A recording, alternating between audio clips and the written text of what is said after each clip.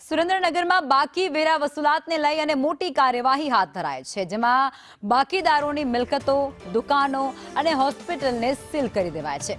નોટિસો આપવા છતાં પણ વેરો નહીં ભરતા આ મોટી કાર્યવાહી તંત્ર દ્વારા દુકાન, વાડી કે પછી હોસ્પિટલ હોય તે મિલકતોને સીલ કરતાની સાથે જ હવે અન્ય વ્યક્તિઓમાં પણ ફફડાટ વ્યાપી ગયો છે।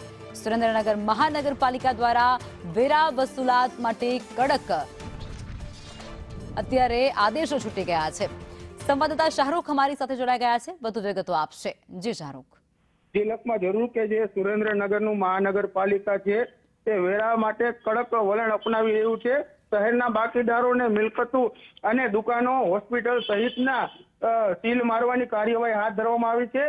શહેરમાં ઘણા સમયથી બાકીદારોને વારંવાર નોટિસો આપવા છતાંય વેરો નહીં ભરતા હોવાનું તંત્રના આકરા પગલા સામે આવ્યા છે।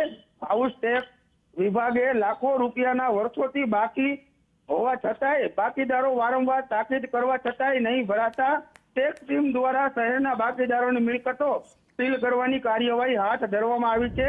શહેરના તંત્ર દ્વારા મકાન, દુકાન, વાડી, હોસ્પિટલ સહિતના બાકીદારોની મિલકતો હાલ સીલ કરી દેવાતા અન્ય બાકીદારોમાં હબડાટ વ્યાપી જવા પામ્યો છે। સાથે જ મનપાની આખરી કાર્યવાહીથી કેટલાક બાકીદારો તાત્કાલિક ટેક્સ ભરવા પણ પહોંચ્યા છે। જી આભાર આપ જોડાયા તે બદલ।